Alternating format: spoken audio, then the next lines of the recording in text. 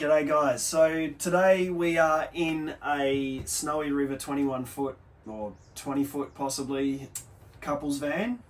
This is John's van.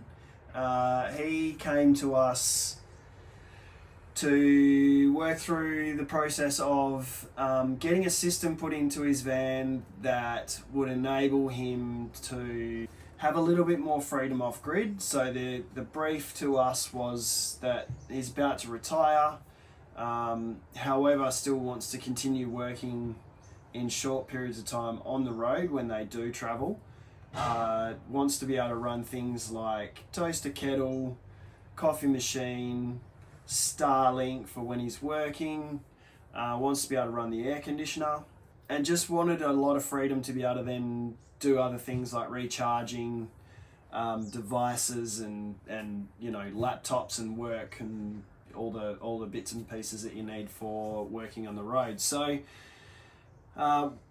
what we've decided to do for this one is a really great example of a nice, it's quite a large system, but it's also a very compliant system in terms of the standards. So what we've ended up with is 1200 watts of solar on the roof. We've ended up with a 620 amp hour battery, fully enclosed and vented underneath the seat here, a 2600 watt inverter, and then a full sine marine monitoring package.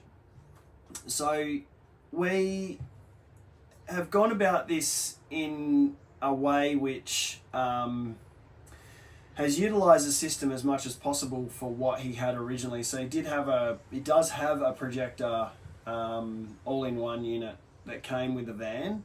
It's a lithium compatible 240 volt charger and actually has voltage sensing from the unit to the battery. So we've kept that as our 240 volt charger. That still puts 30 amps of recharge into the system and also senses battery voltage. So correctly charges the battery to full.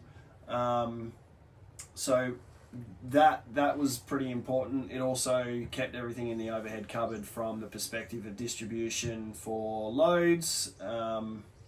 He retained his projector controller for tanks, switching the pump on and off, doing all those sorts of things. But we've utilised both seat boxes, battery and inverter over one side, chargers and monitoring packages over the other side. So that's all situated nicely down here underneath the seats. As I say, the battery is fully enclosed and vented. Now, with regards to this air conditioner is a Bel Air 3500. It's a really big air conditioner. So we talk about quite often, you know, the requirement for enabling a soft starting feature with these big air conditioners. So there's two different types of air conditioners you get. There's the ones that are inverter based, which is like your Ibis 4s and your Harriers and your Fresh Jets, for example. And then there's these other styles which are basically on or off. So inverters, particularly high frequency inverters, they don't have a lot of mass inbuilt into them to be able to start transient loads like motors and compressors well, constantly and continuously throughout their life. So we put a soft starter into this air conditioner to enable that particular inverter to start this air conditioner for the rest of its life, basically without failure. So that's just a nice extra feature that we can do, because being a licensed electrician, I'm actually able to do that. That's fine. So yeah, we've basically given them that feature. The other thing that John wanted us to do was he's changing over his jockey wheel to a blackjack. So he wanted us to run a feed out to his blackjack. But instead of just giving him a feed to the blackjack, what I've decided to do is give him a 50 amp Anderson plug out the front, which you can either use for the blackjack or plug some other things into, maybe a compressor, for example, or you know, any other particular heavy current device that you might think you might need, a pump or something like that out the front there. So that's an option. He just unplugs his blackjack, plugs something else into it. So Could he plug a second, like an ingle or anything? Yeah, definitely. You could definitely plug a fridge into that if you wanted to. So that's been cabled up to suit that kind of load, so you get the full 50 amp capacity out of that particular circuit. Monitoring package in the overhead cupboard up here with our Cymarine system. So we've obviously got inverter control. We've got our Cymarine screen, which as normal, we have our battery monitoring, information about how much solar's coming in, how much information about DC-DC. That's the projector, obviously, and then you've got your overalls. We've also given a temp. It's not warm at the moment, as you can see. And then back to the front screen. So nice, easy, aesthetically pleasing screen. As I say, inverter control in the overhead cupboard, all easily accessible.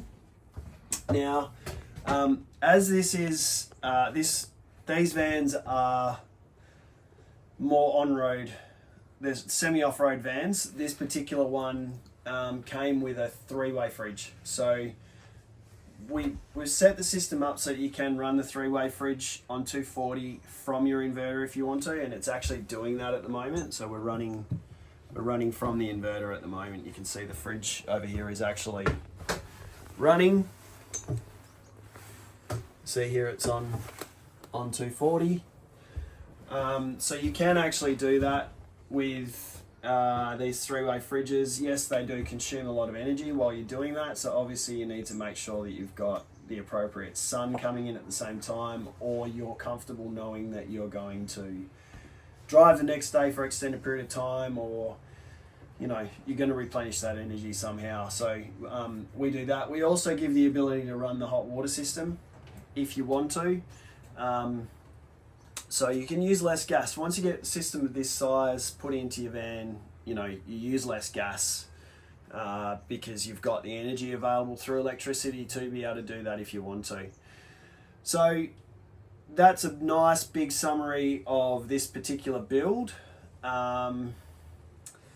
I guess if you've got any questions, these Snowy Rivers are actually really good in terms of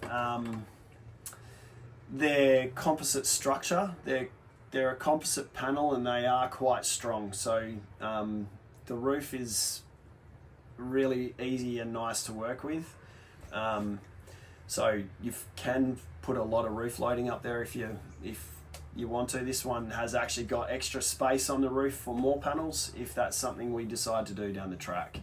So with this van, it came, this one's actually 2 years old. Yeah, it is, And it came with what, a lead acid battery, one?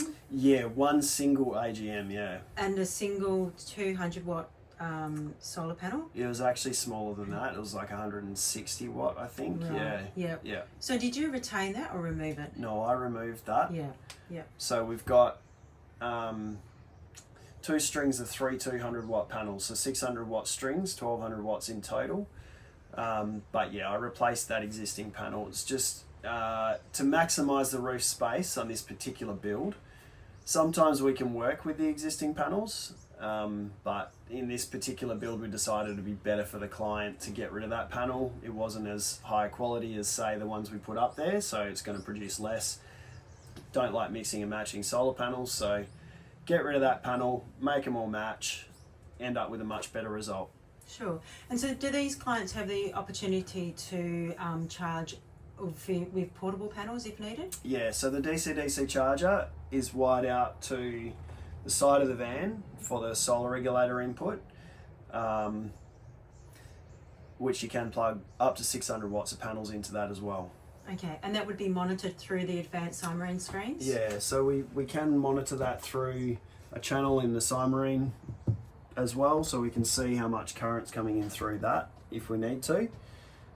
So you could then say, okay, I've got the 2. So you would see here you've got your 2 strings on the roof, left hand side, right hand side, and then if you had a portable panel you could see it coming in through this channel as well. So up to 600 watts of solar through the MPPT on the DC-DC charger. Sure, and then also if they were in tow, you could then see what's coming in from the vehicle? In the same channel. Yep, absolutely. And also, whilst they're driving, they can also be collecting through the rooftop solar panels as well. That's right. Yeah. So all individual charges, so they all do their own thing for what they're designed to do. So. Sure. So, if you're the kind of person that loves to know what's happening while you're driving, can your partner, while you're driving, look at your app, your Simerian app, and see the same information? Yeah, you can. This is a Wi-Fi connected device, so you can actually connect your phone up to that through the app, and you can see what's happening with your battery in the app as well. That's definitely possible. Wouldn't advise it while driving though. Partner can do that. Yep. Awesome. Cool. All right. I think that probably covers that enough. If you've got any questions, don't hesitate to hit us up. Happy to answer any questions. We'll see you in the next video. Cheers.